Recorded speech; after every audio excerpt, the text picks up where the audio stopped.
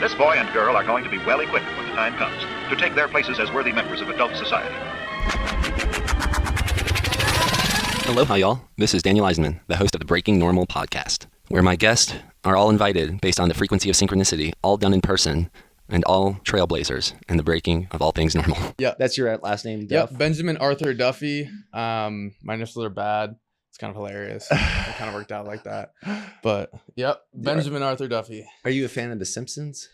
I am. So Duff Man. I used to go as Duff Man for Halloween. It was just like a classic costume. Some people call me Duff Man. My wrestling coach actually gave me the name Duff Daddy in high school, and then it just stuck. It's a good name, and so I was right. My daughter's much more familiar with The Simpsons than I am, but Duff is that the beer? It's like the beer like superhero guy on The Simpsons. It's like Duff Man. He's got like a belt full of beers, which is ironic because I don't drink at all at this point. We were just talking about that. Yeah. But okay, all right. So there's so many questions. How do you think we know each other? Dude, we just swim in like similar circles, right? Like literally, swimming. Exactly. Like we see each other at the creek. Dan's at Ember and Ice a lot. He leaves his dope supplements at Ember and Ice. I'm like, yo, we got wild elk liver at Ember and Ice. I'm like, who brought these? And it was like the man Dan. So yeah, we've just crossed paths a bunch. And then I found you on Instagram and I was like, oh, he's got a dope podcast. And we just met up at the creek. And he's like, yeah, you should be on the cast sometime. I'm like, dude, I would love to. So yeah, because I see you pretty active on social media and in real life, which is nice to see both. Because sometimes I only see one or the other. Yeah. And it doesn't have to be that hard to just film organic moments, especially when you have a studio like this. Shout out, let's do podcast. Yeah. Facts, bro. The studio goes a long way. And I completely agree, man. I mean, I'm just posting the lifestyle. And it is just like, I don't know, the deeper I just kind of open up to myself and what I want to do, climbing mountains, going to shows, hanging with people, just post it online and like put your flair into it.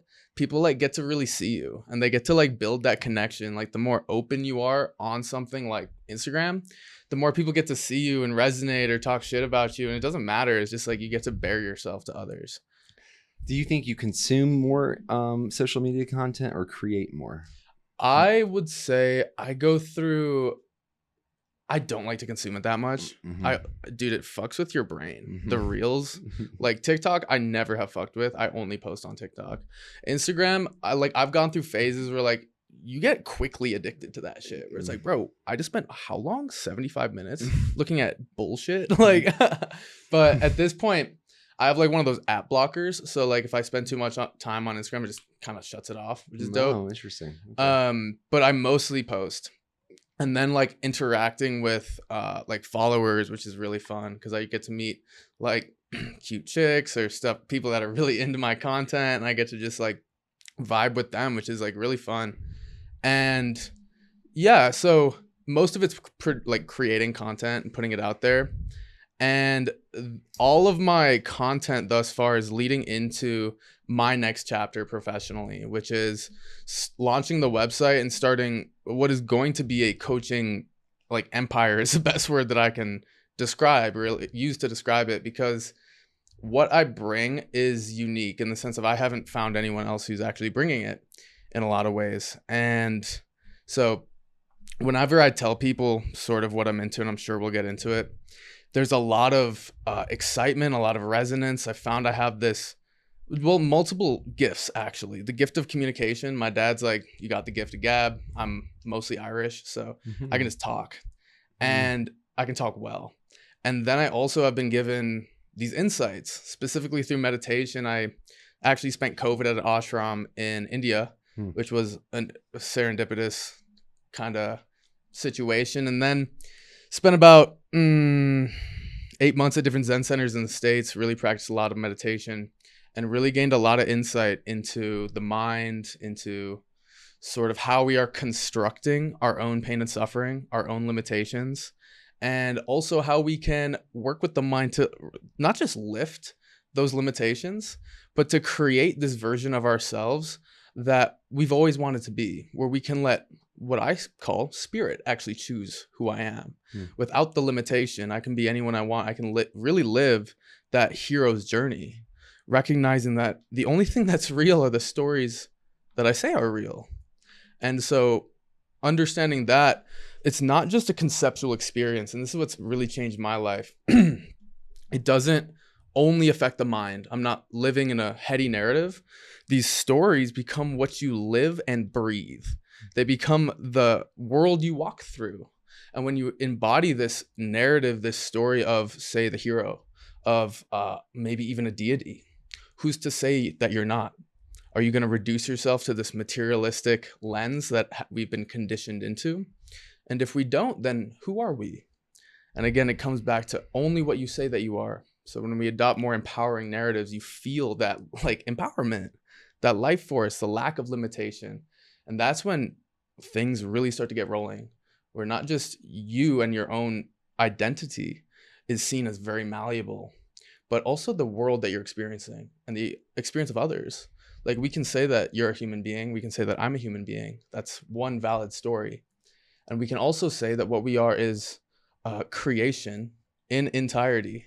We can say that I'm speaking to an angel right now, and no one can tell me otherwise when we're not reducing experience to these solidified beliefs. Does that make sense? Yeah, it makes a lot of sense. It almost sounds like a great chapter of Breaking Normal. Yeah, perfect. Well, here we are doing it, breaking it. Did this, to come to these ideas, what was the catalyst? Was it the meditation and the Zen, or was there something before that? Was there a pivotal point? It was deep, dark depression, actually. I was in undergrad at CSU up in Fort Collins, and I was getting my undergrad degree in environmental science, basically. And I ended up just doing internships, like working on the computer, studying like one species of beetle in one, area of Colorado affecting one species of tree. And I was like, who the fuck cares? Like, honestly, who fucking cares? I don't. And I spent 4 years in this major. So I was in this point of like, I don't want to do this for work. I'm about to get this degree. My girlfriend of 4 years broke up with me because I was in this depression of like, what do I do? What's worth pursuing? What's right? What's wrong? What's of value here? And I didn't know. So I entered these really dark depressions. And like, people see me now and they just think I've been this guy my whole life. And that's not true. I used to be like pretty introspective and very internal. And, I second guessed myself. I had issues with confidence, like a lot of men do. And all of that like anxiety, depression forced me into just really searching tirelessly. Like, I need to figure this shit out.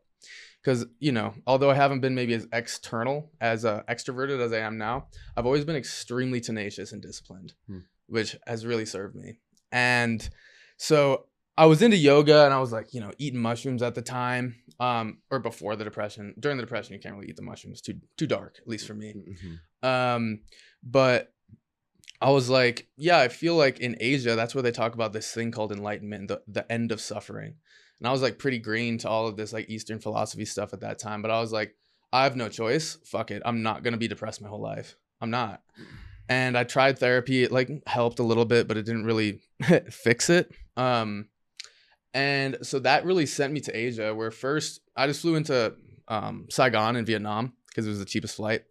And I just decided, I worked at a school teaching English for a week. And then I bought like a shitty Walmart mountain bike basically. And I biked across the whole country just because like, fuck it. And then I worked at this hostel off this place called Catbot Island as like, I'm like a kayak tour guide in like a UNESCO heritage site. Oh, wow. And I was posting all this stuff. My friends were like, dude, I'm so jealous of you. Like, it looks so dope.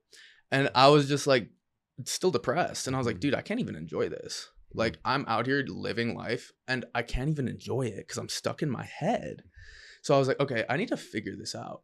And so for context, this is the spring of 2020. So I graduated my undergrad in the winter 2019, and it like immediately went to Asia. And I left Vietnam because they were kicking all the Westerners out because of COVID. And I was like, where's open? Where do I go? And I saw there's a flight to Delhi in India. And I was also still depressed. And I was like, how do I figure my mind out so that I'm not just broken forever?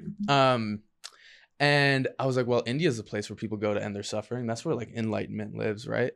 So I decided to get a flight out to Delhi, went straight up to one of the holy cities, Rishikesh, which is just gorgeous. It's like it's in the foothills of the Himalayas, on the banks of the Ganges.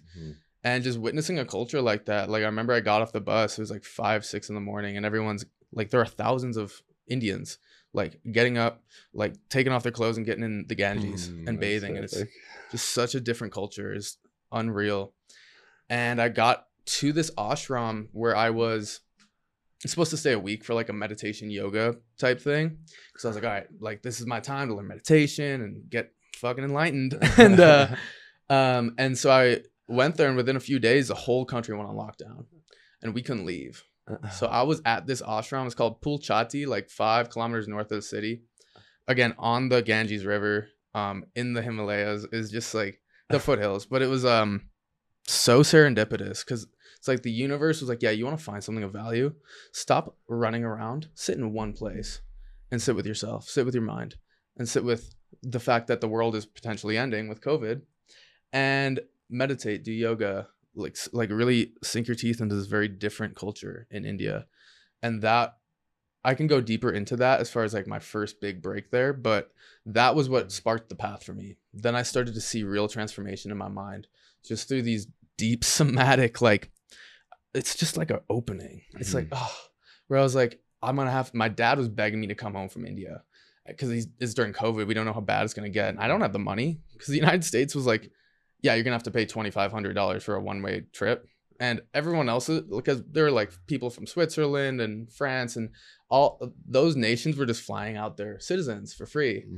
And the United States was like, oh, you need to pay $2,500, which is hilarious. And so I didn't have the money. My dad was like, please, I'll pay for it. I don't want you to be in rural India if this gets worse. Yeah. And I was like so torn because I was like, I haven't found this thing called enlightenment. I'm still really suffering. I still kind of fucking hate myself. And I remember I was actually helping to build a hospital at the ashram because I didn't have enough money to stay there and pay for food. I was going to do work exchanges, but it just worked out weird. But, and I remember I was so conflicted. Like, am I going to go home? My girlfriend broke up with me. I'm going to have to live with my parents. I'm going to have no friends. I'm going to be a fucking loser. Maybe I'll never be able to make fucking eye contact with people again. I don't know. Like, am I that broken? And I was resisting leaving for so long. And then I was like, what if it does get worse? And I'm stuck here. And so I was just so torn. And then there was just a big break and this opening where it's like, if I have to be a loser the rest of my life, if I'm socially handicapped, whatever, I can't keep doing this anymore. And I just opened. And it was like, I can't even describe it. It was like so deep somatically. It was like, and I remember I just like dropped these pipes I was moving and I just started sobbing. And it was like the first time I could really feel something again because I'd been so numb. And I was just crying and crying. And I remember looking up at the light hitting the leaves. And it was like, I was like, wow, this is so beautiful out here. And it's like the first time I actually could feel that. Because I could actually feel myself again. I could feel life because I wasn't basically resisting myself and everything that I am and was experiencing. So that was the first big break. At that point, I was like, yeah, Dad, I'm coming home. And he was stoked. But I wasn't done with like that first spiritual, like really journey. And I ended up at a Sikh community in New Mexico, worked a season on their farm, went to a Zen center called the Monastic Academy in rural Vermont, which was incredible. Like 4 hours of sitting a day, silent meditation retreat every month. And then after that, I went to a Zen center called Bodhimanda in New Mexico in Jemez Springs. And just I've been there to Jemez Springs. Oh, really? Area. Nice. That's a pretty amazing part. But please keep. Yeah, no. Jemez Springs is incredible. Yeah. It's like, and so the Zen center there, it has a hot spring on the river. So it's like you sit all day, you just soak and heal your knees in that hot spring, and yeah, very honestly a sacred place. Like there's such a indigenous history there. But then I ended up. So yeah, just to finish this story, I did a retreat in the Rocky Mountain Eco Dharma Center, which is actually right outside of Boulder. And it was, I think it was like 4 days of, meditation retreat, sitting lots. And then it was 4 days in the woods by yourself, sort of like a spirit quest type thing. And I decided to fast also. And I remember during that 4 days, I also, one of my homies gave me like I think like 5 grams of mushrooms, and I just had them for like a year and a half at that point. And I was like, I think this is the time for me to take this 5 grams.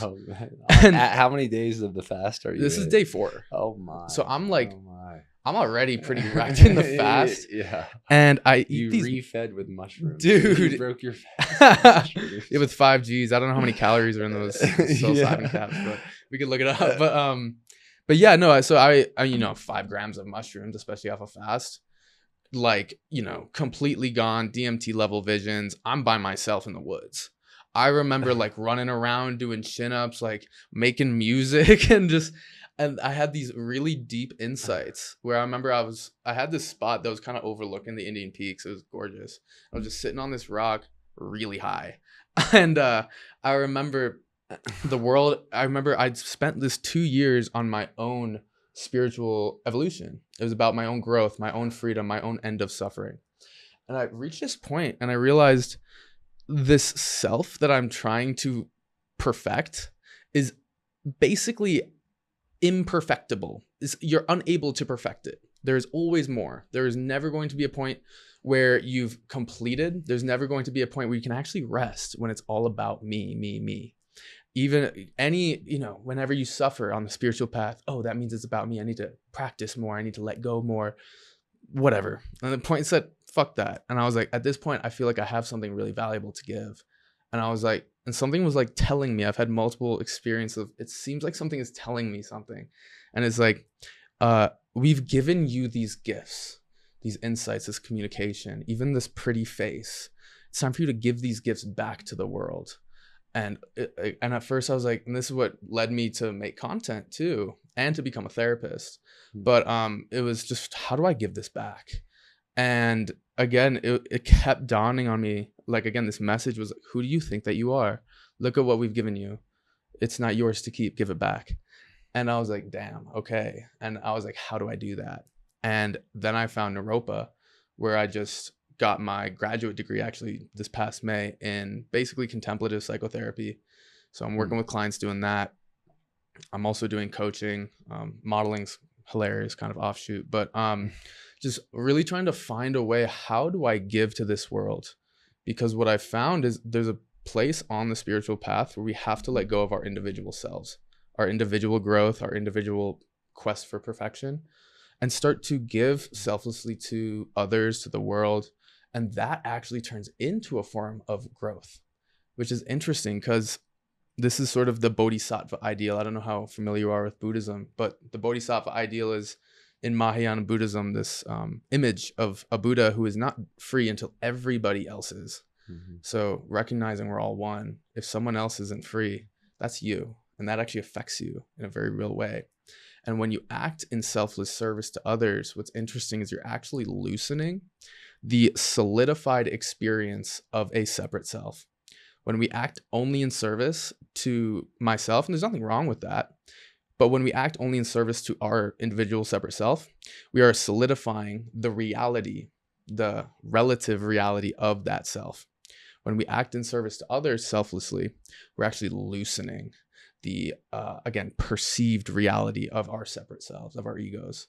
So, and that just feels good. You're just like, oh, thank God. Because, yeah. That is a good feeling. That is a good feeling. And I think that's like one of the best parts about being a dad. It's just like, that's so obvious. The best thing I can do for myself is the best thing I can do for Davina. Yeah. It's pretty clear. Yeah.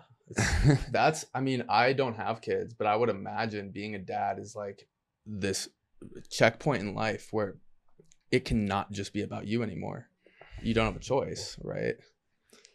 Yeah, and it's amazing how filling someone else's cup can be the best way to fill your own at that point. And it is quite profound for you to, I think, like come to this realization and actualization in such a palpable way without being a father even. And being like a Playgirl at the same time. You mentioned the model thing. Yeah, I saw. Yeah, we can talk I think about we that got connected on Instagram like right around the time when I was like, were you posing for Playgirl? Is that? Yeah, bro. So that's a Playgirl is where guys pose. And okay. Exactly. Just in case. Yeah. Like there's a famous Playboy by Hugh Hefner where girls pose nude. I think everyone knows about that. Yeah. But I don't know if everyone knows about the Playgirl thing. Playgirl is like the counterpart to Playboy. Yeah. So Playboy has chicks on it. Playgirl has dudes on it. And I would love to talk about that. I think it's hilarious. So I started making these videos on Instagram like maybe 2 years ago, and a few of them popped, and I got some traction on IG. And this guy hit me up, Michael Downs, and he's like, "Hey, like I love your look, I love your style. Have you ever considered modeling?" I was like, "No, not really." And he's like, "Well, I'd fly you out, pay you like $700 and pay for everything, and fly you out to Tampa." So I did that last fall, and I hadn't heard from him since then. And he hit me up this past summer, maybe a couple months ago, and he's like, he has many different kind of modeling companies. So he's kind of got his, fingers in a lot of places, metaphorically speaking. But he was like, yeah, like I started shooting for Playgirl, and I sent some of my models over, and they really like you. Would you ever consider modeling nude? And I was like, for Playgirl, I would. And I was like, yeah. And he's like, great, I'll let him know. And like a week later, he was like, bro, you're going to be on the October cover of Playgirl. And I was like, let's go, dude. So he flew me out, like 3 weeks ago. And we did the shoot, and it was fucking classy. It was dope. It was fun. Like, again, for Playgirl, I mean, we can cut this out if it's too much, but it's like Playgirl, it's like you don't even have to be hard for it. So I was at like maybe like quarter chub. Well, the funny thing was like that's more than fine here. And that was my next question. I immediately started thinking like, are there like fluffers there? Like how's this working? What are fluffers? Isn't that a thing, like a male stripper and there's like a girl getting him somewhat hard before he goes on stage? I wish, bro. I told Michael, I was like, bro, next time could you bring a lady out here? Because that would be sick. I mean, to be honest, I was like, because I'm not trying to be like shriveled up there. So I was like, yo, Michael, can you give me a sec? And I just like kind of like work it a little bit just to get you need that right level of hung. You know what I mean? Well, I do know what you mean, because, and I think most men know what you mean, because I don't think the best way to get a boner is being very nervous. And it sounds like what you were doing might be quite nerve-wracking to some people. Dude, I'm not sure for you. At first, it was kind of weird when I was just naked, because like obviously Michael's a dude, and I was like, whatever, I'm getting paid for this, so it's like I'm getting naked. And at first, it was kind of weird. But it's sort of like getting naked at like a hot spring. It's really only as weird as you make it, or as weird as the other people around you are making it. And Michael, the photographer, is a professional, so he did not make it weird. So I was like, oh, this is fine. Like, I'm chilling. I could, let me know. I'm down for nude, flaccid. I mean, not completely flaccid, but like nude shots, just because it's like with the right photographer, it's fine. Whereas if there's some like very gay dude who's like making noise, I'm like, yo, I don't know, I gotta put my clothes on, dog, but so that happened, and that was like out of left field. It was hilarious because I just got a master's degree, and I'm like trying to build my private practice with psychotherapy. I'm about to launch my website for the more coaching angle, and I was just really like, I want to manifest clients, I want to manifest just income, want to manifest this website being absolutely on fleek, which it's going to be. And then I just got the Playgirl cover, and I was like, bro, sure, like I'll take it. Like, so many questions about that. So are you like the psychotherapist, like Playgirl, or like is that like part of, is that like a bio that they might include? It might help your business. I hope so. So so like I just told you, my angle at depth, it goes very deep, kind of beyond the glass ceiling of psychotherapy. And from what I've heard with with just models in general in those magazines, but especially the cover, they're going to do an interview with me, and they haven't yet. Okay. I actually am finishing the shoot with Michael's flying out this Saturday, because we have to finish some of the more classy shots, because it's like, Playgirl's like there's a progression into the full nude type shit. Okay. And I only know because so there'll be some like not full nude shots. Yeah. Okay. All right. Interesting. Okay. Classy, because I mean this face goes hard too. Like, and that's the thing. At first, I was like, I'm not doing naked stuff. I'm just like, I'm about, I have a master's degree. I'm a psychotherapist. Like, I don't need the money. But it was more about just like the flex. Like, honestly, I felt like I would have been kind of bitch made if I didn't do that. Like, Playgirl's like, yeah, you want to be on the cover? I'm like, nah, I'm good. I'm like, I had to do it. Wow. And then, and is this I imagine, is this how it works at most Playgirl covers? Or like, I feel like some people really work for this. They're like really going for this. And it sounds like it was kind of handed to you. Yeah, exactly. I think some people do really go for it, because there's like, a lot of people working on OnlyFans. Like Michael does a lot of shooting for that as well. Okay. And I don't even model like that. It's just like, I guess I was just blessed with this pretty face, and I'm pretty jacked nowadays. So it's like, Yeah. Pretty face. I do think you're a good looking Yeah, guy. I was thank like trying you. and I'm wondering, why do you think that is? I mean, I would say, I always say, like, it's on God, baby. I don't know. I didn't make myself like this, but it's also, so I say that there's multiple components to beauty, even physically. And there's a physical component, which is, the look in your eyes. There's the shape of your face, like your body, the way your hair looks, the way your hair falls. You know what I mean? And a lot of that's given, but you learn how to rock those looks. And at the same time, I think there's, and this is what's overlooked, is an energetic quality to beauty, where how deeply can I own myself? How deeply can I be me? Can I express? Can I pull these vibes off? You know what I mean? That's a big part of modeling, is you got to rock the vibes. You got to rock the eyes. You got to own yourself. And this actually blends really well with sort of the Buddhist topic, as far as there is no real you that we can ever get into contact with beyond the mind. And when we recognize that, you can be anyone you want. You can be the hottest guy on earth. You can be super high value if you make a story that says that. And if you recognize, again, the emptiness of any view, any self view, then who can tell you aren't the shit? You aren't the guy that every girl wants. I mean, that's just one example, because we're talking about modeling, but it's you get to choose who you are. And when you really own that, you quite literally start to become it. We are creators in the deepest sense. There is no, we solidify certain narratives and beliefs about who we are and what we're not. And actually, that's where we're limiting ourselves. Can I open up to being as good as I could possibly imagine, as strong as I could imagine, as desirable, as of service, as divine as I can imagine? Can I start to really, when I say manifest that, just own that narrative, own that image of who you are? And again, when we change the narrative and the image, the energetics in our body changes. When, for me, it's like when I own those images of, I am high value, I'm pretty dope, I'm a nice guy, I'm a good looking dude. You inhabit those images, those archetypes, and then you interact with chicks, for instance, in a different way, because you know who you are, you got it. And that's just one example of, like, we can just create people that are very confident when we create different stories and recognize, for me, the emptiness of all of them. What it makes me think of, and I probably think of her because we share the same birthday, June 1st. When's your birthday? May 14th. May 14th. All right. June 1st, Marilyn Monroe, Daniel Eisenman, Morgan Freeman, a few others. But she had that big mole. And I imagine there have been so many women throughout history, especially before her, that they thought this was like a thing to get rid of. They were very self-conscious about it. They started hiding themselves. Their posture changed. The way they communicated changed. Their aura got probably changed. And then here comes Marilyn Monroe and just like shows this thing off, and it becomes like the mark of beauty. Because of what you're saying, of how she talking about owning someone, like its sexuality. Yeah. I think you and Marilyn Monroe both share that. Yeah. And it made this thing that so many women might have thought was something that was a mark against them, like what women dream to have.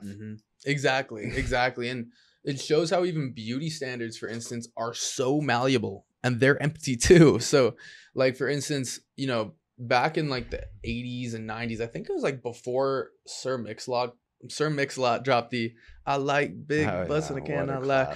That, like, legend. I literally saw, I think it was something on MTV that like changed the culture, where the beauty standards went from these very skinny like models to chicks with fat asses. And you're like, now here we are rocking in 2025, and that shit's here to stay, and it's like, so we recognize even beauty that seems like there's a beautiful person, and then there are not beautiful people, but those standards are completely made up.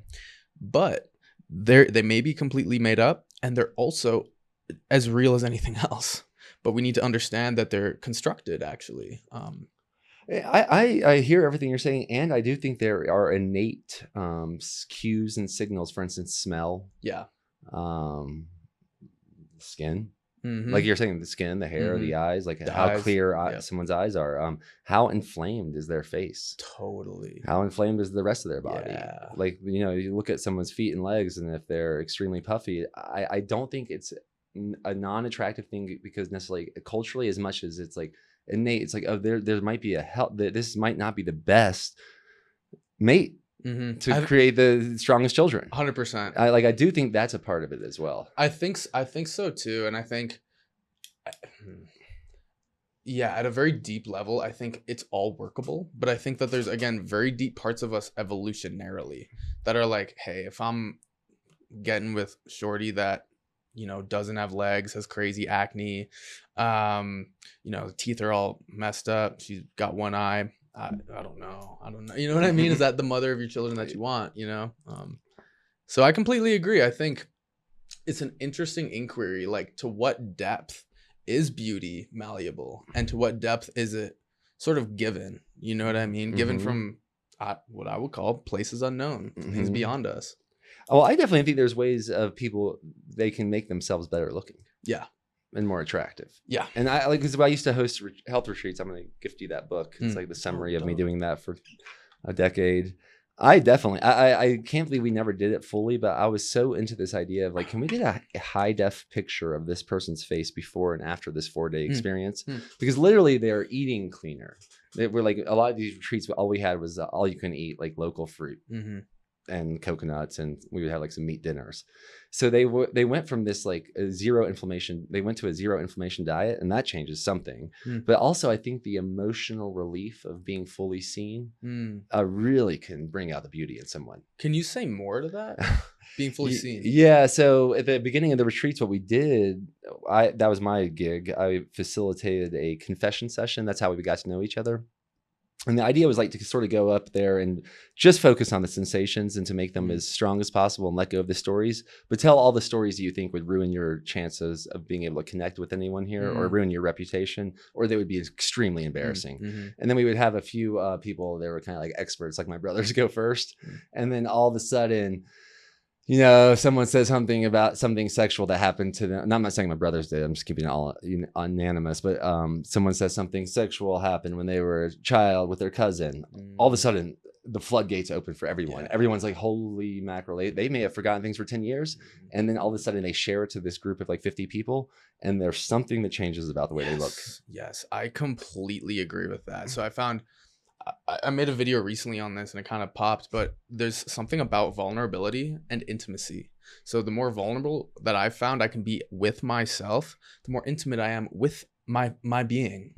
And then I can go that deep with other people, my, you know, friends, as well as intimate partners. And that practice of really bearing myself, like, hey, this is me. This is everything fucked up that happened in my life. This is everything I sort of hate about myself. What do you think? And to be with a community of people that can hold you in that, it just completely dissolves shame. Shame, for instance, is an experience that has to live in a deep, dark place, and it has to be your own deep, dark secret.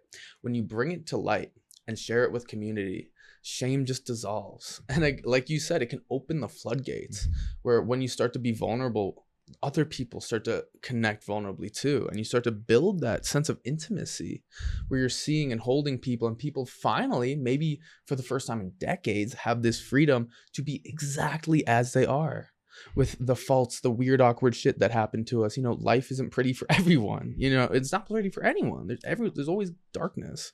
So when we recognize that and we can bear ourselves and get rid of this idealized, perfect image that we like to put out on Instagram, for instance, we can really show ourselves and recognize, hey, I showed the darkest, most embarrassing parts of my life to other people, and they didn't make fun of me and kick me out of the tribe.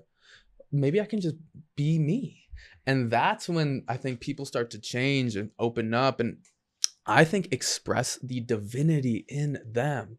Because it's like God, whatever you want to call it, creation, is trying to come through you.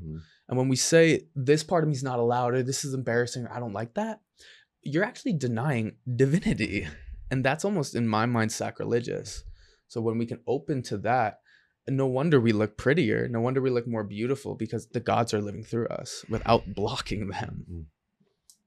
Yeah.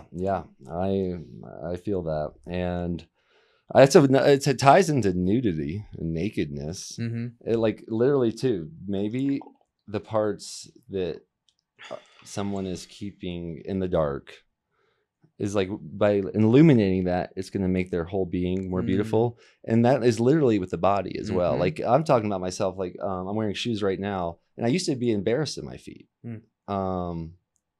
And then I think after doing enough of those confession sessions naked, that was another part with, like, you later, gotta be naked during? That's later on, and then we Yeah, do a yeah, whole nude session, and that was wild. Whoa, that sounds dope. And there was something about, like, the more I started showing off what I was embarrassed of, like, AKA being barefoot, because I do believe being barefoot in natural environments is one of the healthiest things we can do. I started I love my feet, and they are a little, maybe they can be a little flat and hobbitish, but they are really good at swimming, and they're pretty freaking tough, and they take me places. And it seems like the more light, literally sunlight, that I give them, the more beautiful they get. And I think about that with our crotches. A lot of people are scared to be shirtless. The crotch thing is a little bit more cultural because of the legality of it. Yeah, definitely. But it's just, you know, how a lot of guys are embarrassed of their cock. Facts. I bet if they showed it off more often, they'd be happier with it. Facts, dude. I completely agree. And that this brings me to, like, this element of, like, sexual healing, sexual therapy. Like, in those deeply intimate moments, you get to bare yourself to another person, and then it's up to you. Can I rock this right now? Because she definitely wants you to. And it's like, the more you lean into that, it's like you can rock whatever you got, really. You know, it's all in your head. And if you have this, like, this ingrained belief that my body's not good enough as it is, again, well, A, we're denying divinity. We're made in the image of God. Who gave you this body? What are you talking about? And B, the more that we can, again, lean into that and bare ourselves, the more beautiful we're going to find our bodies. And it's the same with our minds. Like, some people get down on themselves. They think they're, like, not the smartest, and so they don't speak that much. It's like, you don't have to be the smartest. You could be funny. You could be cool. You could just have mic drop moments. Like, you can be just you. And that's the thing. I believe we all have gifts. We're all here for a reason, many reasons. Some people are leaders. Some people are, you know, builders. Some people are scientists. Some people are artists. Some people are lovers. And we need everyone to get out of their own way so that those gifts, which are begging to come through, can come through. And when we don't have anything to hide in our psyches, life gets so much easier as far as pain, even trauma. Trauma can't take root when I can share it openly and I can cry about life. It's when I say this is unacceptable that I actually contract and resist, say, a potentially traumatic experience, and I construct an experience of trauma due to my resistance and my lack of allowance, actually.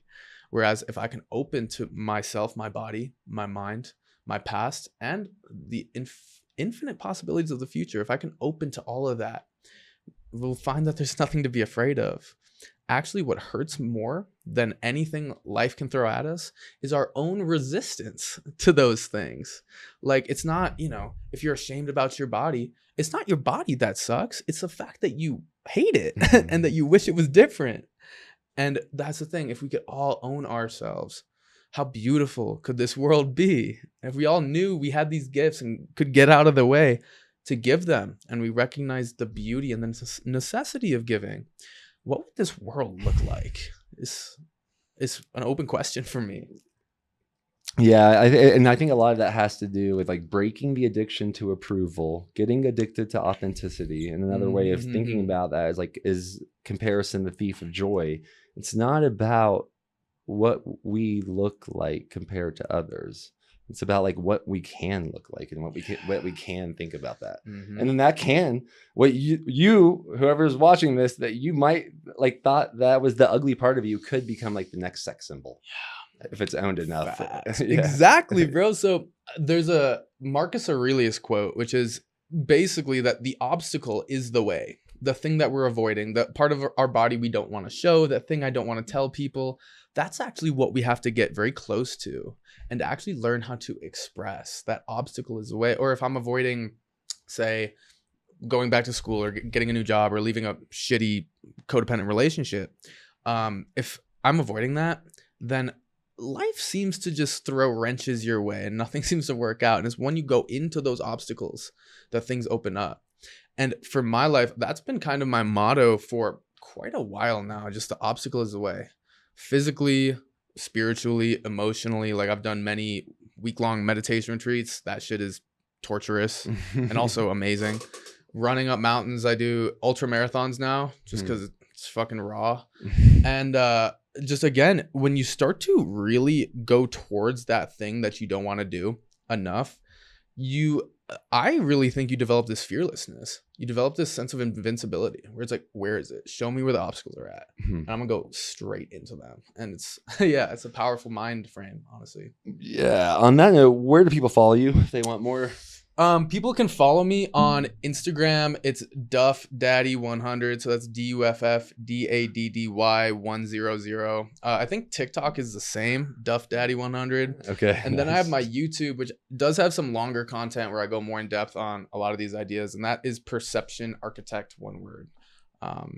Yeah. Awesome. So what I've been doing recently is coming preloaded with like 10 questions, like popcorn style. Meant to be answered just like intuitively and fast. Yep, let's do it. All right, let's go. What do we at? Does that say 40 minutes or so? Yeah. Nice. Here we go. All right, number one, if you could uninstall one belief from the collective human mind overnight, what would it be and why? Oh man, that you're not enough as you are. The world isn't good as it is. Actually, I'm going to go deeper than that. I'm going to say that you're real and this world is actually a real place outside of your own mind. Because that is, in Buddhism, and it really is true, that is the root delusion, where we reify, we make real something that is abstract, like this sense of self and this world. And that is actually when we trap ourselves in the cage of our own reality. And life opens up when we don't, again, reify and make real this sense of self and this world that we're walking through. So, yeah. Awesome. Thank you. Here we go. What's one truth you learned from Buddhism that most people completely misunderstand? So, I mean, at this point, I guess I'll go to emptiness. Emptiness is the crux of the Buddhist tradition. And people think emptiness means, oh, everything's meaningless and nihilistic and there's no point. That is so far, that's like a 180 from the truth of emptiness. For me, emptiness means that there is no way that you are, the world is, that experiences beyond your own mind. And when you recognize that, you get rid of any set one way that things are, you open up infinite possibilities for narrative, stories, expression of what I am, who I am, what the world is, what the events in my life mean, and then constructing something like even gods. They're constructed, just like the lack of gods is also constructed. We create our world and then we walk through it. So that emptiness is not nihilistic. Emptiness is like, I'm speechless. It's like the most important thing to understand about experience. Awesome. If you had 60 seconds to share the one practice that would most radically improve someone's life, what would you say? Sitting meditation, baby. I say this all the time. It is the hands down best way to improve the quality of your experience. Injecting spaciousness, slowing down, letting the mind interpret the past and plan for the future so that you can come to the present. And doing this every day, it just improves the quality of your experience. If I don't sit for a few days, I notice my mind is all over the place. And that's why I just force myself to do it 40 minutes every day. You like sit in stillness? Yep. I wake up, take a dump, drink my coffee, and then sit outside and just sit in stillness. I follow the breath. I do some like loving kindness practice, a few different practices, but. Awesome. What's the most profound moment where reality felt less real than a dream? Wow. I mean, if I'm being honest, probably like experiences on high doses of mushrooms or DMT. At that point, when reality seemed very fluid, liquid, like very liquid, and the synchronicities are very strange, and it's like magic starts to happen. That's when you're like, what's going on right now? High dose tryptamines all day. So. If someone feels totally lost in life, What's the first breadcrumb you tell them to follow? Damn, totally lost in life. I would say reach out.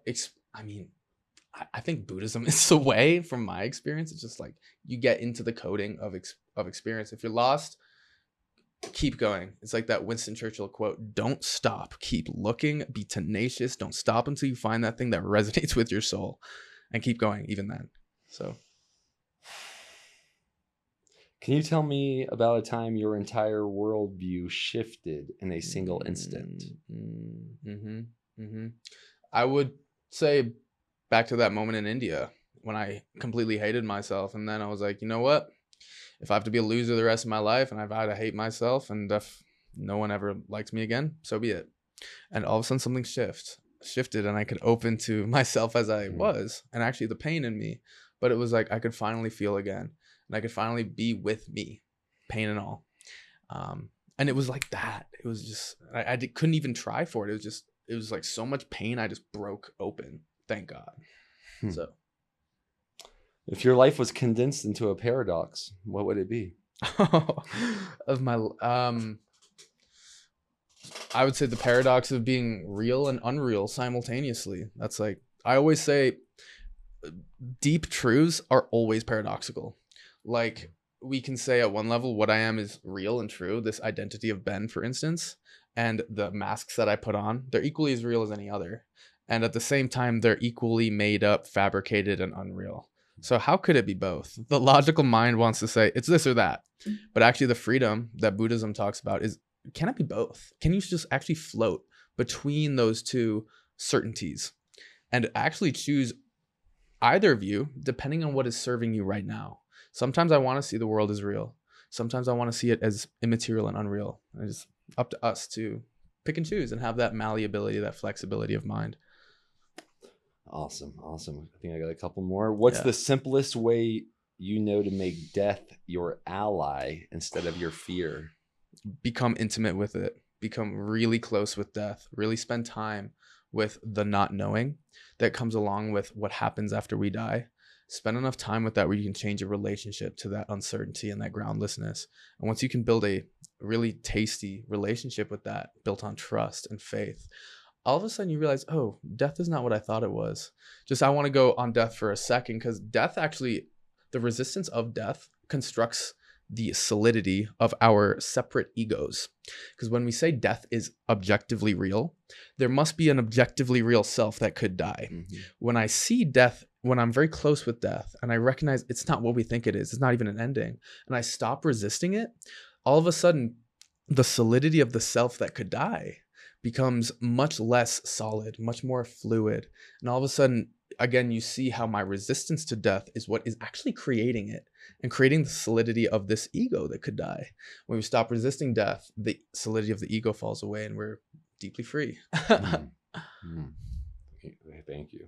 Yeah. I'm excited to re-listen to this one as usual. If all language was erased tomorrow, what would you do to teach someone what's truly important in life? It reminds me, there's a video of like silverback gorillas, and they just stare in their kids' eyes for like 20 minutes and no one actually knows why they do it, which is interesting. So they're just staring in their offspring's eyes. And I wonder how much they can communicate in these sub-linguistic levels. I would just lead by example. That's, the very Zen way. Like they say, you can see a Zen master just by the way they move, just by the way that they speak, by the way we engage with the world, like adding that more poetic dimension to life, deeply becoming intimate with, again, not just ourselves and others, but intimate with creation, with the natural world, with the stars in the sky, the sun on our skin. Really tasting deeply, I guess. Nice. What about your parents? What about them? What's up with them? My parents are both MDs. Okay. My dad is a neurologist. He studies Alzheimer's. Shout out dad. He just retired like a few months ago and he's stoked on it. My mom is a psychiatrist, and it was an interesting house to grow up in, having two MDs, both of which are in the sort of cognitive sphere. And Yeah, I love them to death. They live in upstate New York. Okay. My mom's about to retire. Which part of upstate? Rochester Oh, area. yeah. Wow. You know anyone with the last name Cressman? Like Rachel Cressman? I don't think so. She's older than you, I think, because I think I'm older than you. Yeah. But that was my first girlfriend in No college. way. Like my first real girlfriend. Yeah. And she was from in upstate? Rochester. Yeah, Nice. that's where I visited her and everything. Yeah. Yeah. I was gonna say more, but now that I said her name, I'm like, I guess I'll stop there. Yeah, we'll stop there. But yeah, Rochester's amazing. But like after moving out to Colorado, like for undergrad, I can't go back, man. Like I spend too much time in the mountains. The music scene is crazy. The people out here are great. It's like 330 days of sun a year. I'm like, versus upstate New York, which is absolutely beautiful in the summertime. Yes. Doesn't have the breathtaking mountains like Colorado. And then the winters are like 6 months of just a gray sheet of clouds. Yeah, and that's a little scary. it fucks with your head, bro. Like it wasn't until I came out here and spent a week in Colorado where I was like, dude, it can just be sunny all the time. And I can go on like basically shirtless trail runs in February if there's no wind. I'm like, wait, why? I can't go back. Like Man. And you have a big adventure coming up. I'm happy I caught you before then. I brought some things for you. Got that elk antler, liver heart. Oh, thank you. You're so on the road, much, and you're, my man. you're I hungry appreciate for some that. more energy. I absolutely, bro. And I'll sign this book for you as Oh, well. But tell us thank about these you. adventures you're going on. Yeah, so like I said, my life has been going pretty fast recently. I did like I was up in Jackson for a friend's festival, then did a 50K, which was dope, and then did Playgirl, had a little break, and now next week I'm about to go to Telluride for a bass music festival with Of the Trees, Jade Cicada, Tycho, shout out. I don't know if anyone knows them, but they bop. And then I'm going straight to Burning Man. So yeah, basically come back, sleep for like, I don't know, half a day, get the RV, go to the burn. And then we're burning till September 1st. And then I come back, somehow get a week of work in there. And then I'm going to this other festival right south of Durango called Unison, which is amazing. It's like a great decompression after the burn. It's on the Animas River. Shout out Unison. Hook me up with a free ticket if you see this. But it's so earthy, like very heavy, like plant medicine type vibes.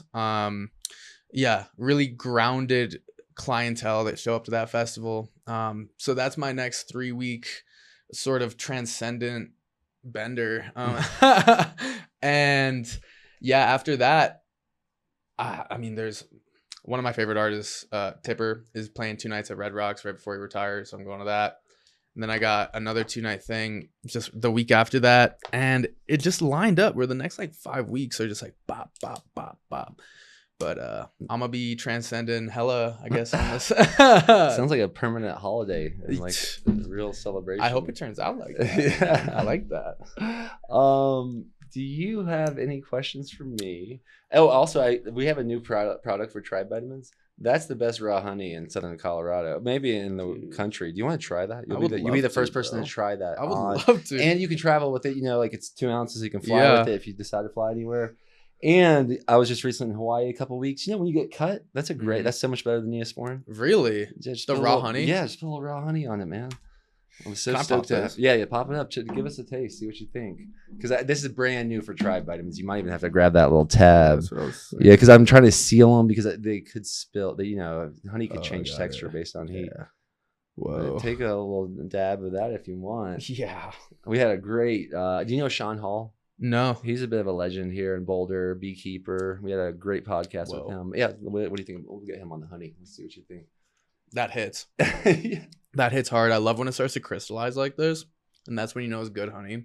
And it's just, I mean, dude, honey is timeless. That'll last forever right there. I mean, I think you'll get it down true. before eternity, but I think it's the eternal thing. Yeah, facts. Exactly. You could mummify a cat in that stuff. And that's unfiltered, unheated. So raw honey is available on Tribe Vitamins. Thank you, Sean. Thank you. Enjoy that. Yeah, thank you so much. This is awesome. You're hooking it up. Any questions for me? I don't think so. This was so fun. We should totally do it again sometime. Mhm. Maybe post 3-week or 2-month bender. Yeah. Yeah. We'll be here. Have you been to Burning Man before? Yeah, I went last year for the first time. Okay, cool. So it sounds like you're ready. I had a really good crew last year, and this time I was basically like a friend of a friend. Actually, I wasn't planning on going to the burn, and she hit me up, and she was like, "Oh, you should definitely come. we just had been to different festivals together, and she was like, some of my friends are like looking for an RV, would you be interested? And like she sent me their Instagrams, and they're both so fine, so I was like, I guess I gotta go to the burn. And one thing led to another. Now we got a pretty good crew going, and we're right kind of center camp. Have you been before? Nope. Dude. A lot of people that came to our retreats, they would like kind of go back to that afterwards or before. And when they the would talk about the differences and the similarities. when the time is right, dude. I think next year my man Eric is setting up the Camp Sonder that I did last time, and I want to bring out all the Boulder homies, man. I want to. We got a good tribe here. That's exactly. I want to build that tribe, and nothing gets you more intimate than like being out in the desert for a week straight and losing your minds together and just dancing till 8 a.m. every day. Yeah, losing your mind, coming to your senses and your heart and all that and more. And I did want to talk. I almost forgot. When we're talking about the beauty thing and we're talking about attraction, I was curious about crying. Have you ever? I'm kind of projecting this onto my past intimate relationships, especially since I alluded to one.